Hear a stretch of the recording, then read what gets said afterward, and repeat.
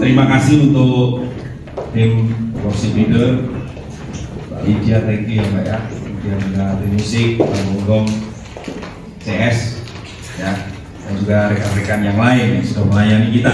Nggak salah kita berikan applause buat mereka yang terbaik. Perhatian, juga mungkin sudah menghafalkan notes dan lain sebagainya, jadi ya kita perlu apresiasi ya. Kalau di gereja saya harus kita kasih coklat karena kan di STT Taman. Kita akan buka kitab kita, nggak usah basa-basi lah, kita udah kenal siapa saya, siapa kamu kan, gitu kan. Kita langsung buka kitab kita dalam 1 Yohanes pasal 2 ayat 18 sampai 27. Oke. Oh, di belakang ada tamu, perkenalkan nama saya David Eko Setiawan, Bapak Ibu ya. Saya walaupun tidak tepak panjenengan, tapi saya sangat menghargai kehadiran Anda semuanya di tempat ini untuk beribadah ya. Saya biasa dipanggil Pak David ya, atau Pak Eko, tapi Pak Eko itu bukan singkatan paket ekonomis, nggak ada yang ekonomis. Baju saya ini triple XL ya, sepatu saya 42 gitu ya. Bahkan Tuhan izinkan saya punya istri 2, maksudnya yang satu dipanggil Tuhan, kemudian saya diizinkan menikah lagi gitu. Bahkan istrinya 2 gitu ya. Jadi semuanya nggak ada yang ekonomis dalam diri saya, semuanya ya harus ekstra gitu, karena kondisi badan yang sudah saya uruskan tapi tidak kurus-kurus, malah tambah hari tambah gemuk, tanda pendeta yang diberkati Tuhan. Yang mengakukan kamu. Ya, 1 Yohanes pasal 2 ayat 18 sampai seterusnya. Silakan menyimak, saya akan membaca. Saya berjanji tidak akan berkhotbah lama, saya akan cepat. Karena cuma sekarang suka pendeta yang khotbahnya cepat dan memberi persembahan yang sedikit. Saya akan bacakan demikian bunyi firman Tuhan. Anak-anakku, waktu ini adalah waktu yang terakhir. Dan seperti yang telah kamu dengar, seorang antikristus akan datang. Sekarang telah bangkit banyak antikristus. Ini tandanya bahwa waktu ini benar-benar adalah waktu yang terakhir. Memang mereka berasal dari antara kita, tetapi mereka tidak sungguh-sungguh termasuk pada kita. Sebab jika mereka sungguh-sungguh termasuk pada kita, niscaya mereka tetap bersama-sama dengan kita. Tetapi hal itu terjadi supaya menjadi nyata bahwa tidak semua mereka sungguh-sungguh termasuk pada kita. Tetapi kamu telah beroleh pengurapan dari Yang Kudus, dan dengan demikian kamu sudah mengetahuinya. Aku menuliskan kepadamu bukan karena kamu tidak mengetahui kebenaran, tetapi justru karena kamu mengetahuinya, dan karena kamu justru juga mengetahui bahwa tidak ada dusta yang berasal dari kebenaran. Siapakah pendusta itu? Bukankah dia yang menyangkal bahwa Yesus adalah Kristus? Dia itu adalah antikristus, yaitu dia yang menyangkal baik bapa maupun anak. Sebab barang siapa menyangkal anak, ia juga tidak memiliki bapa. Barang siapa mengakui anak, ia juga memiliki bapa. Dan kamu, apa yang telah kamu dengar dari mulanya, itu harus tetap tinggal di dalam kamu. Jika apa yang telah kamu dengar dari mulanya itu tetap tinggal di dalam kamu, maka kamu akan tetap tinggal di dalam anak dan di dalam Bapa. Dan inilah janji yang telah dijanjikannya sendiri kepada kita, yaitu hidup yang kekal. Semuanya itu kutulis kepadamu, yaitu mengenai orang-orang yang berusaha menyesatkan kamu. Sebab di dalam diri kamu tetap ada pengurapan yang telah kamu terima daripadanya. Karena itu tidak perlu kamu diajar oleh orang lain, tetapi sebagaimana pengurapannya mengajarkan kamu tentang segala sesuatu, dan pengajarannya itu benar, tidak dusta. Dan sebagaimana ia dahulu telah mengajar kamu, demikian hendaknya kamu tetap tinggal di dalam dia. Perjalanan hidup orang Kristen itu digambarkan seperti perjuangan.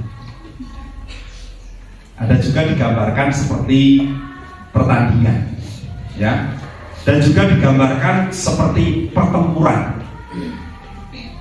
Nah, jadi dari gambaran ini sering sekali orang Kristen diperhadapkan dengan pilihan untuk menang atau Tidak tahu kalau bagaimana dengan saudara. Apakah saudara juga demikian? Sering diperhadapkan dengan pilihan untuk menang atau kalah. Tetapi umumnya karena gambaran ini tadi, setiap hari kita diperhadapkan dengan pilihan-pilihan untuk menang atau kalah. Khususnya dalam pertandingan iman, ada banyak tantangan di sekitar kita yang bisa membuat orang percaya dalam satu area pilihan tersebut, mau menang atau mau kalah. Ada banyak tantangan.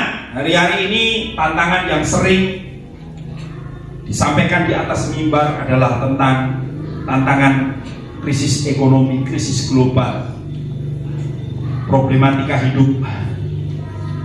Orang punya aset tapi nggak bisa jual. Orang yang nggak punya aset nggak bisa beli. Ini kan repot, saudara ya. Dan kita juga tidak bisa, kalau toh kita punya uang, kita belanjakan, uang kita itu nilainya sudah tidak seperti yang kita harapkan dulu. Kita tabung sedikit-sedikit 100 juta. Dulu bayangannya waktu saya kecil, 100 juta itu bisa beli Indonesia. Wah, dulu waktu saya kecil ya. Makanya saya berkomitmen nanti kalau saya sudah bekerja, saya sudah besar ya, cita-citaku tercapai, saya akan nabung sampai 100 juta. Dan sampai hari ini belum dapat. Jadi tidak jadi beli Indonesia ya. Dulu uang itu kalau saudara bawa uang 100.000 kan, wah itu kita bisa bergaya itu. Terminal Taman mau beli apa aja bisa itu. Orang lewat aja bisa kita beli. Tapi sekarang kalian punya uang 100.000, aduh mah. Itu loh, orang jualan gitu. Kita beli di situ langsung habis uang kita. Karena kita beli satu asrama kan mesti banyak. Jadi ini tantangan luar biasa. Dan gembala-gembala seperti saya, gembala kabun seperti saya ini, wah tantangannya jemaat tuh ya, kalau konseling itu pasti gitu. Gimana om, tolong doakan usahanya, wah susah ini om, mau nambah dagangan, nggak berani, siapa yang jual, siapa yang beli, ya kan? Jadi kan mau lebaran nih ceritanya, wah kalau sudah mau lebaran seperti ini orang pada stok barang. Nah diharapkan nanti puasa menjelang lebaran akan banyak yang pada beli. Tapi serba susah, mau stok barang tapi daya beli masyarakat lemah. Nanti jangan-jangan saya sudah stok banyak sekali, wah saya punya jemaat itu ya punya usaha itu mobil, banyak sekali mobilnya. Dia kalau sekali beli mobil itu bisa 100-200 mobil, ya kan? Mobilnya kalau setiap hari tertentu di pasar Karangpandan itu dijejer mobilnya.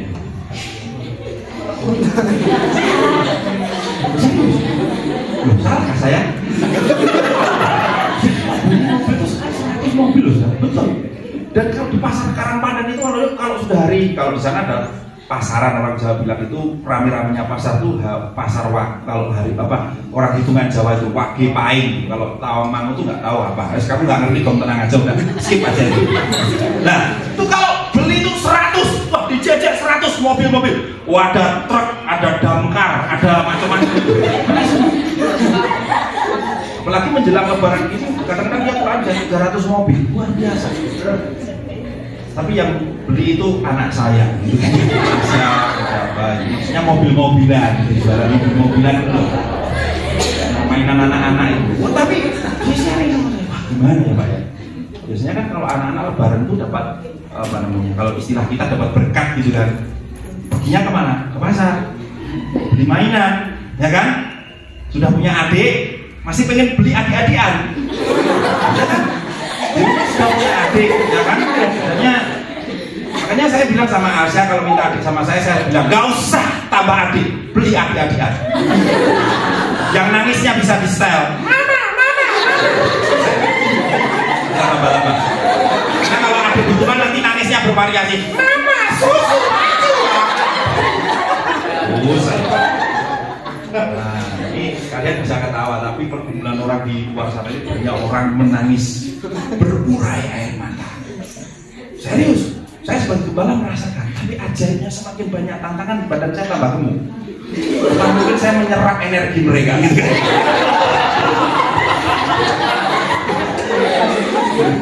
Nah, cuma ada tantangan yang kadang-kadang dilupakan oleh jemaat, dan hari-hari ini saya bicara agak keras masalah ini.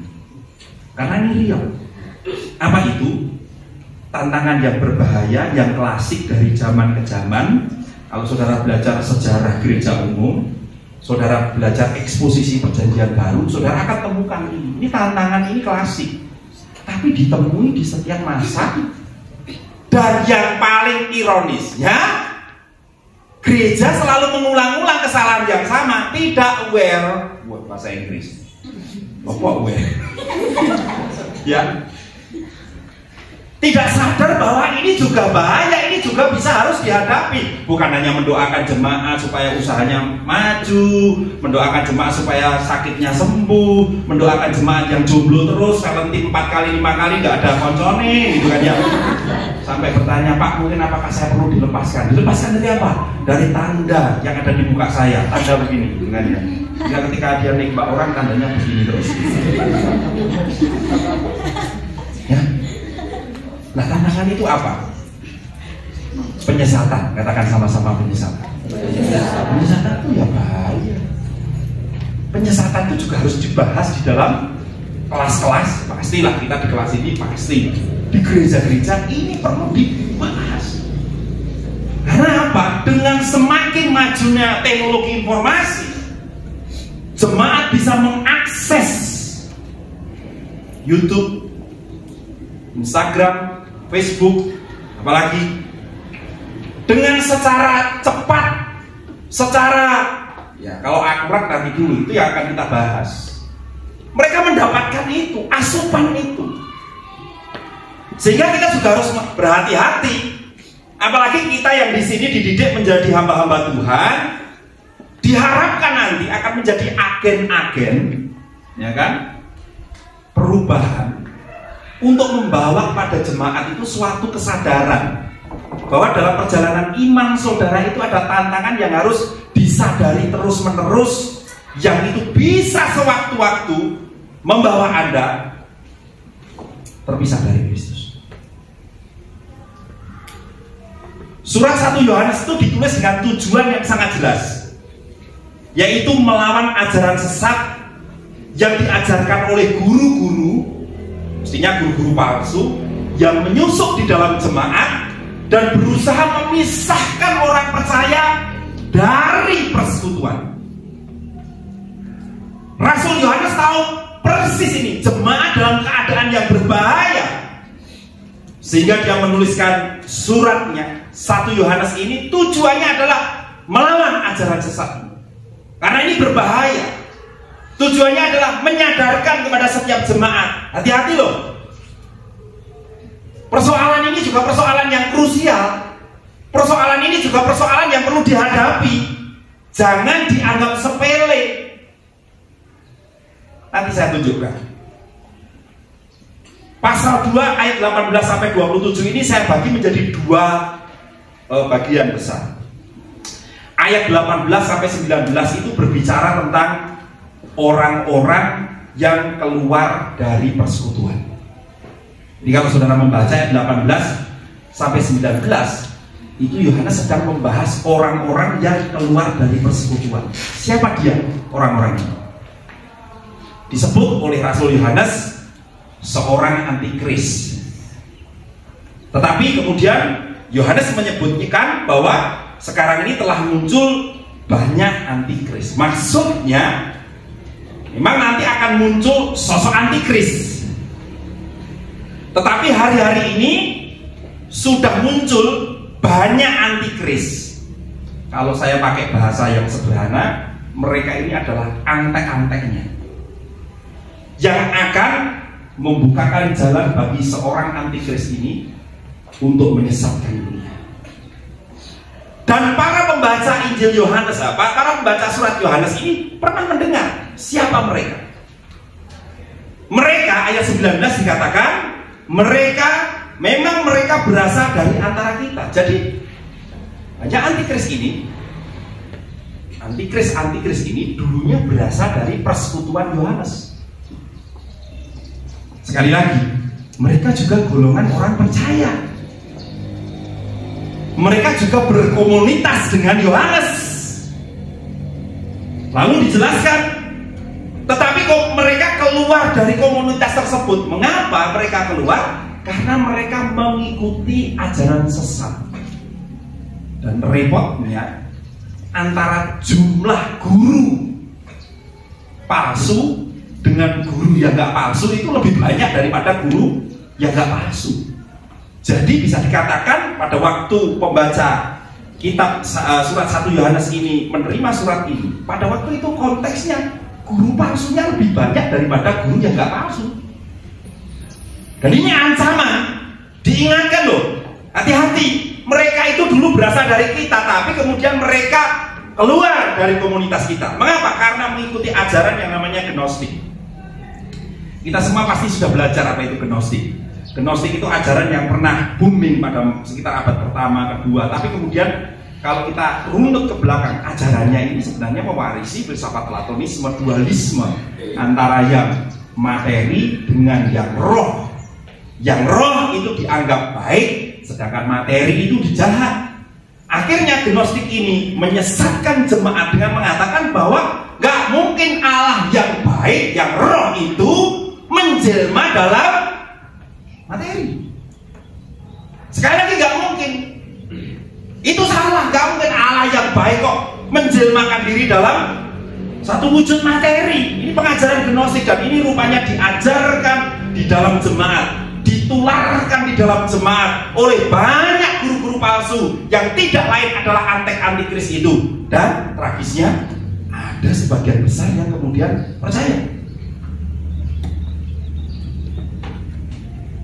Padahal kita semua tahu dalam ajaran dogma Kristen kita mempercayai bahwa Allah itu menjelma menjadi manusia. Dalam bahasa aslinya itu menjelma sebagai daging, diam di antara kita. Makanya Yohanes melawan ajaran ini dengan tujuan apa? Ingin menyelamatkan komunitas yang masih ada ini supaya mereka tidak dibawa, diseret oleh antikris ini untuk mengikuti ajaran palsu. Saudara bisa baca dalam 1 Yohanes pasal 4 ayatnya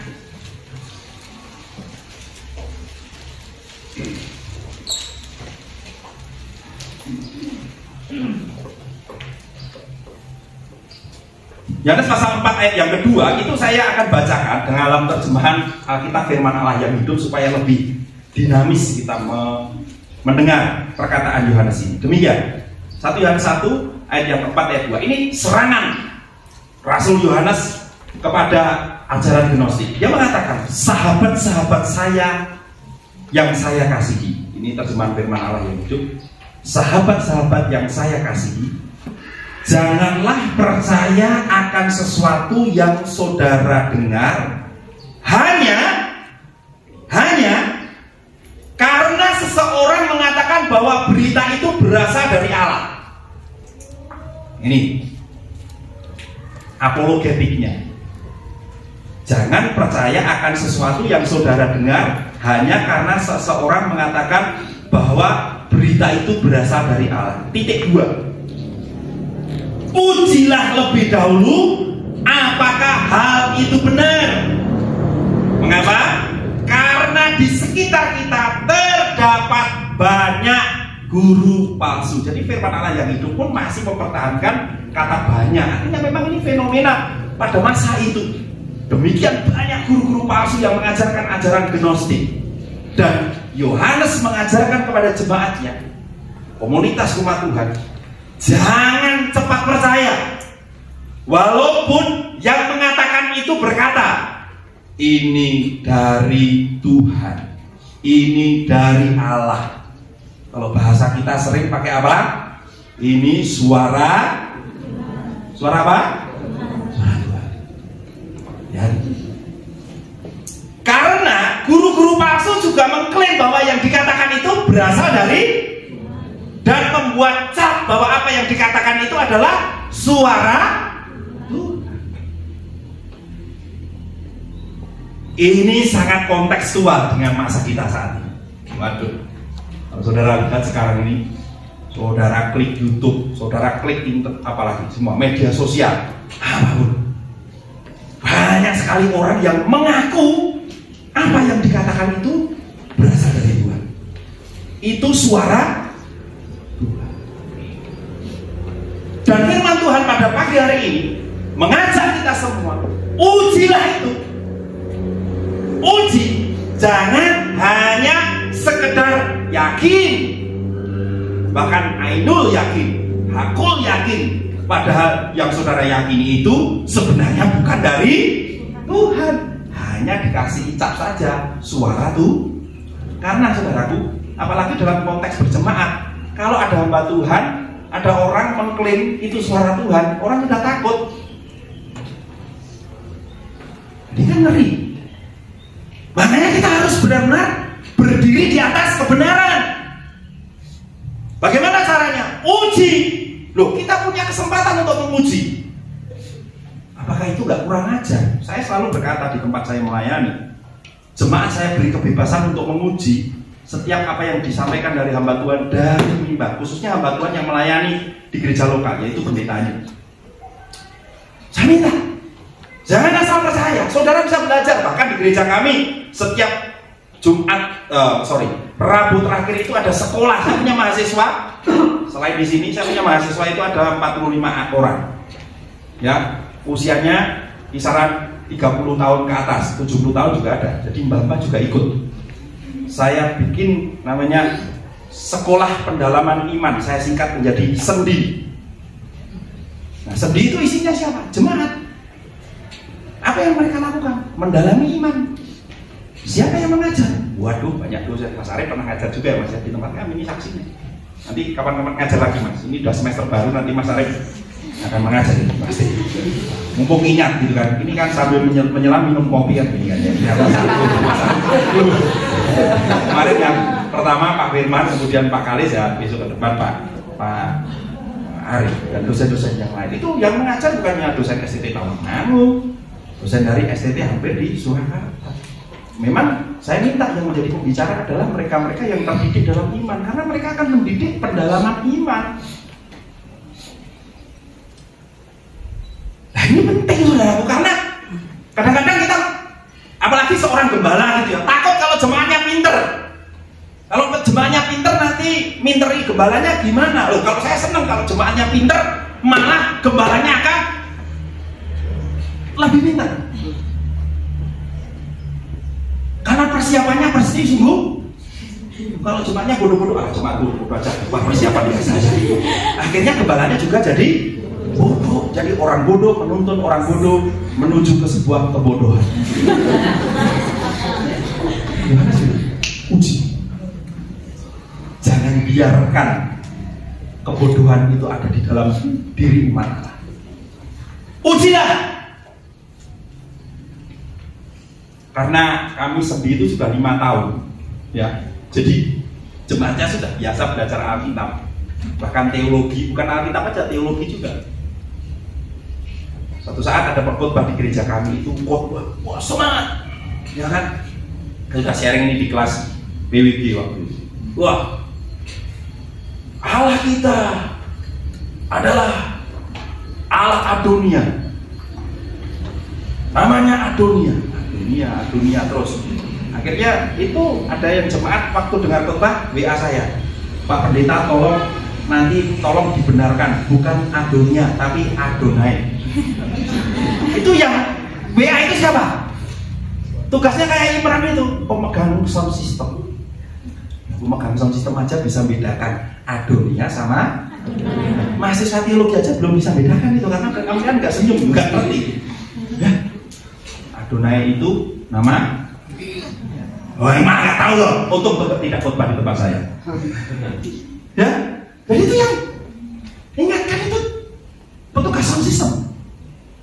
Bukan mau ngomong apa-apa, tapi memang di gereja kami mengajarkan uji.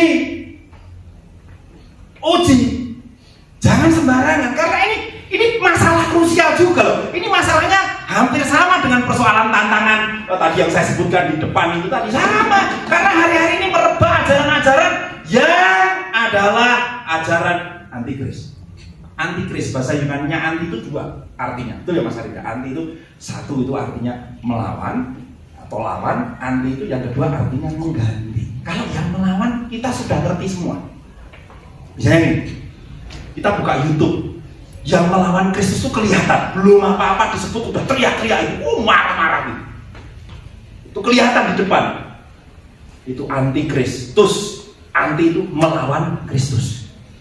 Tapi yang cilaka ini yang kedua ini, yang apa? Mengganti. Mengganti esensinya sama dengan melawan, tetapi tidak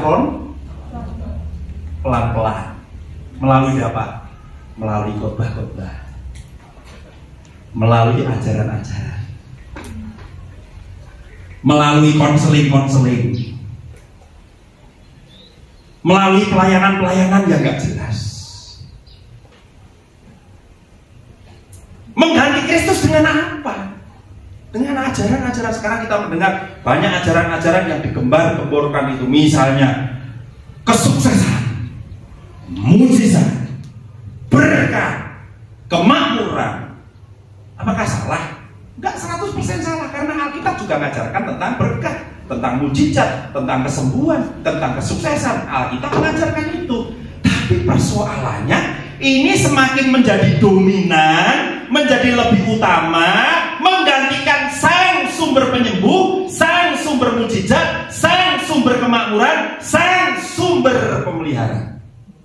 Sehingga dalam bahasa kerennya tidak Christ center lagi, tidak berpusat pada siapa? Kristus. Tapi berpusat dengan yang lain. Ini bahaya sekali nih. Dan kita perlu hati-hati. Kita harus berani seperti Yohanes berkata lantang kepada jemaat, ujilah segala sesuatu. Bahkan ketika saya habis khotbah ini diuji nanti, teksnya bener nggak, ya kan? Bener nggak eksposisinya? Ya nggak apa-apa. Makanya saya senang dengan SD3 ini. Kalau kapel, ya kan? Selalu waktu kapel itu selalu ada apa Mas Ari? Penilaian. Acung jempol 4 kalau bisa saya angkat, tapi mesti ngeblak saya. Yang dua di kaki saya. Wah, itu tradisi yang bagus sekali dan perlu dikembangkan terus. Kalian habis khotbah kemudian dinilai ya. Banyak begini. Jangan sakit hati, nggak apa-apa. Ya kan? Jangan sakit hati. Kalian yang belum dapat jadwal kapel jangan takut, nggak apa-apa. Ya kan? Dapat jadwal kapel itu udah nggak bisa tidur 3 hari 3 malam. Badan meriang. Sudah mau izin. Jangan saya khotbah gitu. Nggak perlu takut. Kuncinya di mana? Kalau ada kata ujilah, berarti di situ ada keterlibatan belajar. Katakan belajar. Sekali lagi belajar. Belajar itu penting. Jangan kamu pikir Pak David Eko sudah jadi dosen, sudah jadi gembala nggak belajar. Belajar terus. Bahkan saya belajar mengevaluasi khotbah-khotbah saya, karena saya pada waktu kuliah diajari dosen saya punya bank khotbah. Ya, bank khotbah itu penting bagi gembala, karena kadang-kadang itu kita ngundang tamu, tamunya nggak datang. Kalau nggak punya bank khotbah, Pak Saudara hari ini tidak ada firman Tuhan, mari kita berdiri. Untuk punya bank khotbah, tamunya nggak datang karena ada mungkin halangan di jalan, apalah, kita sudah siap. Saya belajar bank khotbah saya ini. Wah, saya lihat-lihat lagi, saya evaluasi dengan apa? Dengan kacamata teologi yang sekarang sudah saya pelajari. Wah, ternyata keliru ini. Ini dulu khotbahnya comot-comot ayat ini. Ini nggak beda dengan setan ini.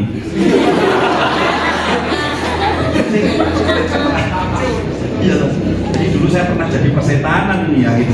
Ayatnya ngomong gini, dibilangin gini. Ah, ini dicoret dari bank khotbah, ya. Ini bank pordimen. Ya kan, kerja di bangunan nyampur wedi harus semen ini kan. Ya, coret, hapus, atau dipelajari lagi. Harus belajar. salah satu ciri anak-anak Allah adalah suka belajar. Loh, kalau kita belajar dalam teks ini, orang-orang yang ada di dalam persekutuan ini disebut anak-anak Allah. Lah anak-anak Allah ini punya kemampuan memuji. Lah kamu mau memuji tapi nggak belajar, baca Alkitab aja belum pernah khatam. Ayo jujur, siapa di sini pernah belajar baca Alkitab Kejadian sampai Wahyu?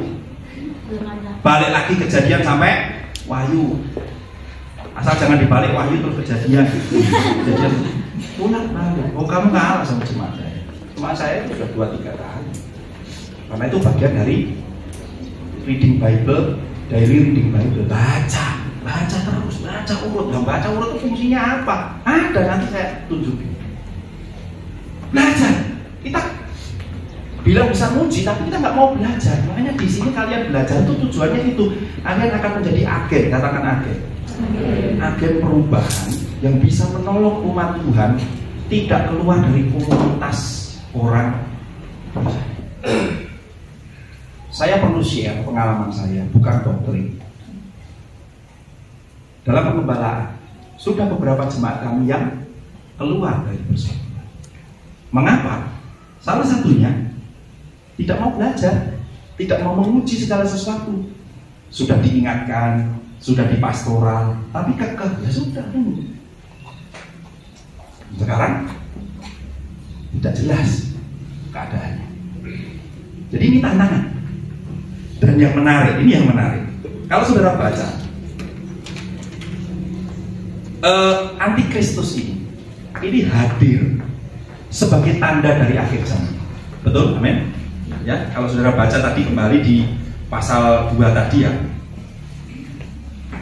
Pasal 2 ayatnya yang ke-18 tadi kan itu jelas sekali. Anak-anakku, waktu ini adalah waktu yang terakhir. Dan seperti yang telah kamu dengar, seorang antikris akan datang. Sekarang telah bangkit banyak antikris. Itulah kita baca 1, 2, 3. Itulah bahwa tanda bahwa waktu ini adalah waktu yang benar-benar waktu terakhir itu apa? Munculnya guru-guru palsu. Yang menarik, kata waktu itu dalam bahasa Yunaninya itu punya pengertian banyak sekali. Musim yang terbatas, kesempatan yang terbatas untuk mencapai sesuatu. Jadi rupanya ketika saya baca ini, oh ternyata guru-guru palsu ini hadir. Itu menjadi batu ujian bagi jemaat di waktu sekarang yang terbatas ini.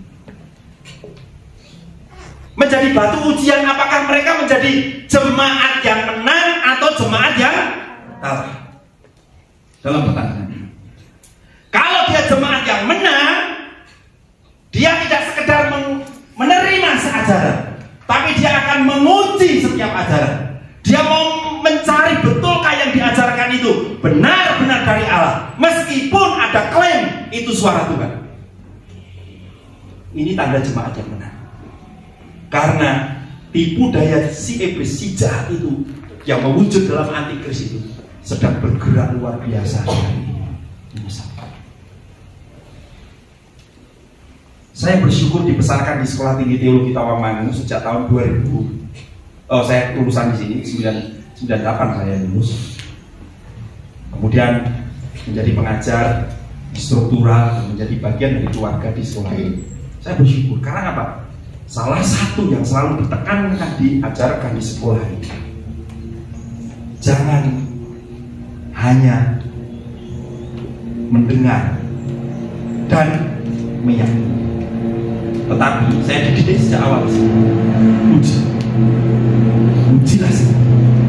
Dan itu nggak boleh pergi dari STT Tawangmangu. Bahkan ini perlu dikembangkan dalam proses belajar mengajar, dalam proses berasrama, dalam proses bersinergi dengan orang-orang di sekitar kita. Ini harus dikembangkan. Supaya apa? Supaya nanti ketika kita keluar, kita betul-betul menjadi agen yang mampu mengajari jemaat untuk memuji segala sesuatu. Karena saudaraku, tersesat itu sesuatu yang tidak disengaja. Bukan disengaja. Tersesat itu merupakan sesuatu yang kadang-kadang tidak disadari. Minggu yang lalu saya pelayanan ke Madiun. Saya pelayanan ke Madiun itu sering ya.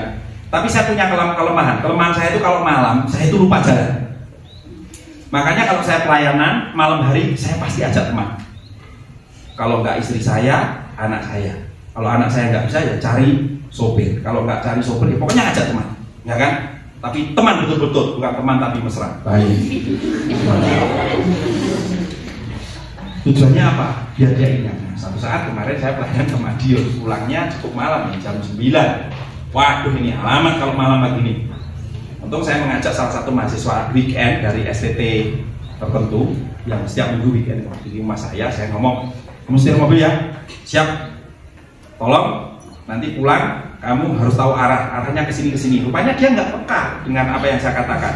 Dia langsung pencet Google Map. Saya bilang sama ini, pada waktu perjalanan pertama masih kota-kota saya santai aja. Tapi setengah jam berikutnya saya bilang, namanya Bin, ini kita mau pulang ke Karangpandan tapi kok masuk hutan belantara begini? Tenang Pak, tenang saja, nggak masalah. Ini Google Map, ini pasti aturan. Oke, saya bilang gitu. Setengah jam berikutnya tambah masuk hutan lagi. Loh, ini hutan belantara loh.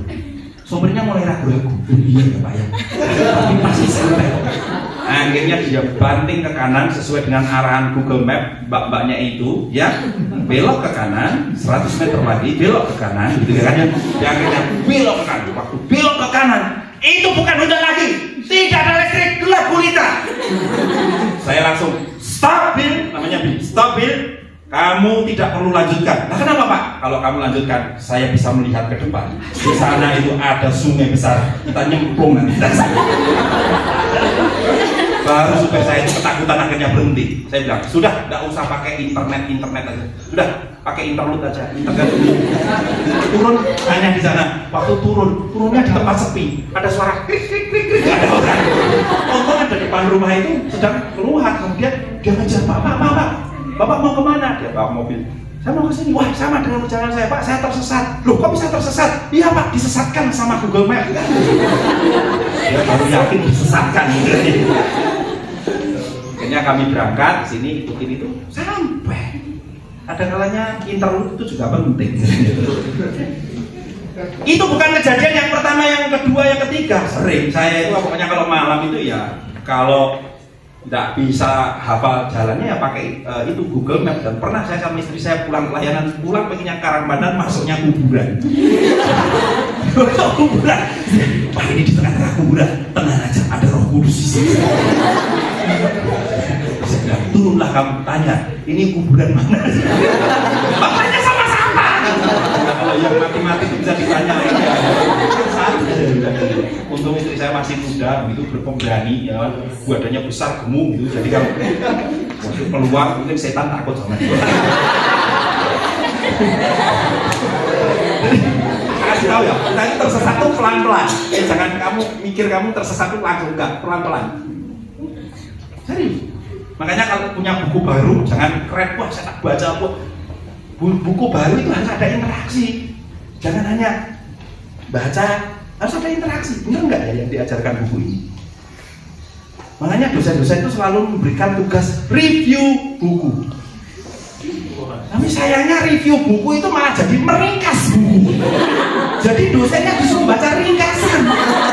Percayalah, dosen itu sudah membaca ratusan kali buku ini. Titik koma sampai salah ketik aja tahu. Review buku itu interaksi, gitu loh. Jangan sombong sudah baca buku. Bapak sudah baca bukunya ini. Dosen belum pernah baca. Gue sudah Pak. Ada mahasiswa seperti itu ya, saya tanya, interaksinya sudah sampai mana? Jadi tersesat itu pelan-pelan, pasti tersesat. Makanya sebelum sampai ke sana diuji dulu, betul nggak itu? Ya kan?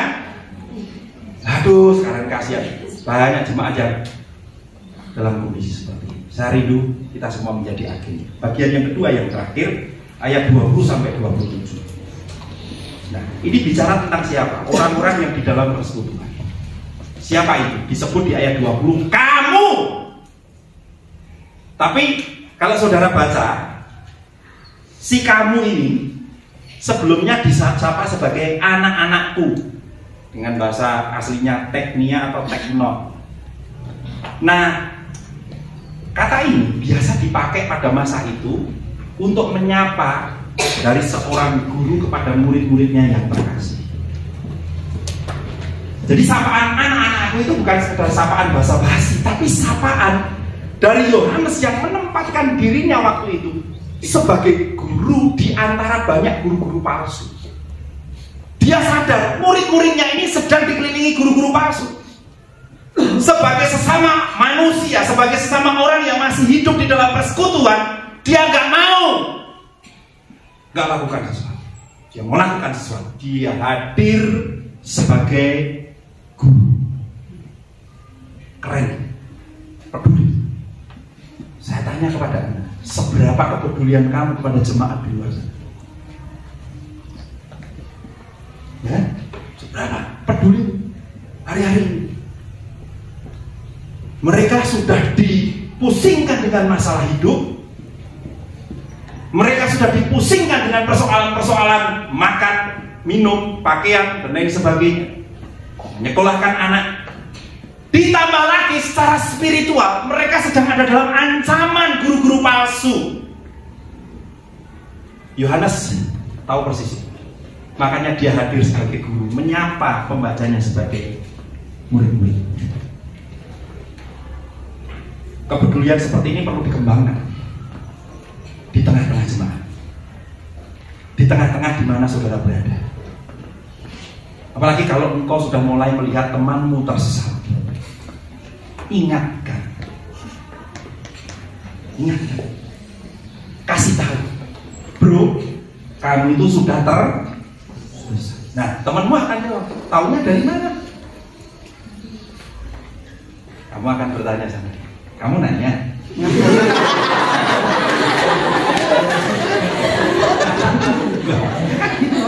Kamu nanya aja, saya bertanya, tersesat saya di mana? Jangan terpukul dengan orang pintar. Belum tentu orang pintar itu benar lurus. Orang pintar ya, kalau nggak hati-hati bisa tersesat. Tanyain, tersesat saya di mana? Kasih tahu. Nah, kalau kamu memberitahu, tidak belajar, malah kamu yang tersesat. Makanya perlu belajar. Seperti Yohanes ini punya kepedulian. Lalu selanjutnya mereka yang disebut murid-murid ini juga disebut sebagai orang-orang yang telah beroleh pengurapan dari Yang Kudus. Pengurapan dari Yang Kudus. Yang Kudus ini siapa? Kalau saudara kaitkan dengan Injil Yohanes pasal 6 ayat 69, Petrus menyebut Yang Kudus ini adalah Kristus. Jadi orang-orang yang dalam persekutuan ini tidak lain adalah orang-orang yang sudah diurapi oleh Kristus. Kata pengurapan di situ bukan menunjukkan tindakan, tetapi dengan apa dia diurapi. Diurapi dengan apa? Roh Kudus. Jadi mereka adalah orang-orang yang bukan sekedar orang percaya, mereka bukan sekedar murid-murid, tapi melalui kata krisma, pengurapan, ini merupakan orang-orang yang sudah diurapi oleh Kristus dengan Roh Kudus.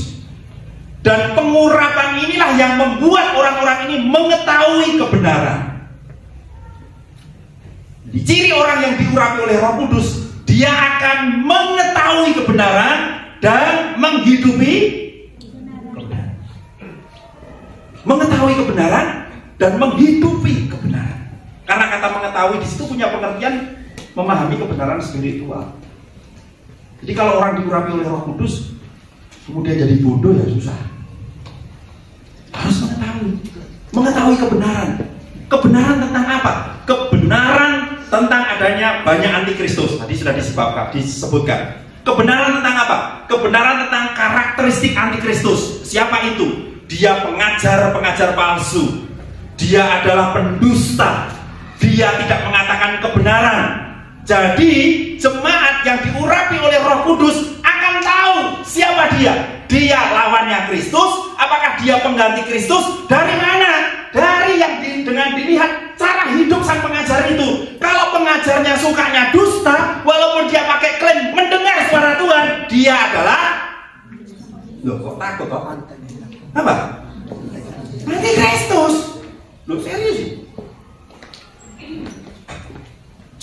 Meskipun dia ngomongnya setinggi langit, klaimnya pakai suara Tuhan, tapi kalau hidupnya itu, karakter hidupnya itu adalah pendusta, sukanya berdusta. Meskipun pakai klaim dia pakai suara Tuhan, hati-hati. Karena guru-guru palsu yang ada di sekitar pembaca surat Yohanes itu rata-rata adalah mereka pendusta, mendustakan kebenaran. Ayat 22, menyangkal Yesus adalah Kristus, menyangkal Bapa. Bagaimana dengan orang-orang yang kemudian saudara tahu seperti ini? Kalau dia pendusta, dia anti Kristus, maka apa yang harus kita lakukan? Nah, coba kita membaca ayat 27 pakai terjemahan bahasa Indonesia bahasa Indonesia ya TB itu. Saudara pasti pegang itu. Ini ada ayat yang kontroversial, kadang-kadang salah tafsir. Demikian bunyi firman Tuhan. Kita baca sama-sama pada hitungan yang ketiga, ayat 27. 1, 2, 3. Sebab di dalam diri kamu telah ada pengurapan yang telah kamu terima daripadanya. Karena itu tidak perlu kamu diajar orang lain, tetapi sebagaimana pengurapan yang mengajar kamu tentang segala sesuatu dan pengajarannya itu benar, tidak dusta, dan sebagaimana ia dahulu telah mengajar kamu, demikianlah hendaknya kamu tetapi. Ayat ini kalau diaplikasi langsung berbahaya. Karena apa? Aplikasinya kalau nggak lihat konteksnya, nggak lihat ayatnya, biasanya di aplikasi orang Kristen tidak perlu diajar orang lain. Jadi belajar sendiri aja. Jadi tidak usah masuk kelas, di kamar aja. Karena nggak diajar oleh orang lain, ya kan? Nggak perlu pendeta, nggak perlu gembala, nggak perlu pengajar, belajar sendiri sama Roh Kudus. Saya akan diajar sama Roh Kudus. Apakah artinya seperti itu? Hati-hati saudara. Yang disebut orang lain dalam teks ini maksudnya siapa? Orang lain di sini adalah guru-guru yang sudah keluar dari persekutuan, yang sudah mengikuti ajaran sesat. Orang-orang yang seperti ini, saudara tidak perlu belajar dengan mereka. Karena kalau belajar dengan mereka, saudara lambat laun, pelan tapi pasti tersesat. Cuma sekarang ini kita masih nekat, kita harus percaya, followernya banyak Pak. Bolehlah kita ikut. Kalau saya radikal di sini. Kalau dia jelas-jelas nabi palsu, dia jelas-jelas pengajar palsu, followernya, terus apa lagi istilahnya sekarang? Followers, pengikut apanya itu? Tak putusin ngapain? Dengeran omongan sampah. Mau? Kenapa? Hati-hati. Lalu kita perlu diajar oleh siapa? Diajar oleh orang-orang yang ada masih satu komunitas dengan kita. Komunitas Yohanes, komunitas orang-orang percaya. Kita perlu diajar sama mereka. Kita perlu belajar melalui mereka. Makanya tidak salah Anda belajar di sini. Belajar dengan orang-orang yang masih satu komunitas. Jangan dengan orang-orang yang saudara sudah tahu ajaran dan cara hidupnya tidak matching. Ini bahaya. Ajarannya keren, cara hidupnya nggak keren.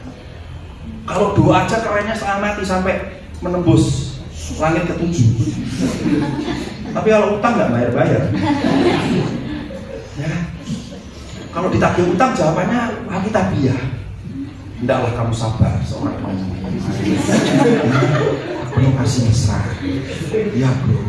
Tapi saya ini butuh uang bro. Waktu kan kamu pinjam 300.000, boleh gak hari ini? Udahlah, barang siapa menabur dia akan menuai. Padahal ini persoalannya beli pulsa bukan beli ayam. Hati-hati. Dengan orang-orang yang seperti ini, firman Tuhan bilang, kamu tidak perlu diajar. Kalau kamu berteman di media sosial, skip.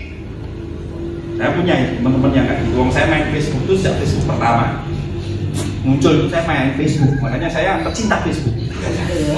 Karena sama anak saya bilang papa itu jadulnya setengah mati, mainnya masih di Facebook. Oh nggak apa-apa, nikmati. Yang saya sudah tidak ikut lagi. Karena apa? Hati-hati. Dan kita sudah punya keyakinan ketika saya uji ini nggak benar, ini salah. Jangan tinggal di sana. Makanya pesan terakhir dari Yohanes ayat 24, tetaplah percaya dengan apa yang diajarkan sejak musim. ya tetaplah pegang itu ajaran. Ortodoksi dan ortopraksis itu harus menjadi satu bagian yang tidak bisa dipisahkan. Jadi ajaran, kehidupan, lifestyle orang percaya harus menunjukkan bahwa engkau benar-benar hidup dalam kebenaran. Ayat 25, kita mau tetap diajar oleh Roh Kudus. Biar kita kiranya selalu kita membangun hubungan dengan Roh Kudus. Membangun hubungan dengan Roh Kudus, semakin kita belajar dan belajar menemukan kebenaran dan memperlengkapi umat Tuhan untuk tidak tersesat. Kesimpulan firman Tuhan pada pagi hari ini, kita diurapi untuk menang dari tipu daya iblis melalui antek-anteknya, yaitu antikristus yang berusaha menyesatkan kita dari pengajaran yang benar. Maka dari itu tetaplah berjaga persekutuan dengan Allah Bapa kita, Tuhan Yesus Kristus. Tetaplah jaga persekutuan dengan komunitas orang percaya, dan teruslah mau dibimbing oleh Roh Kudus untuk kita selalu dibawa kepada kemenangan. Amin. Mari kita tundukkan kepala.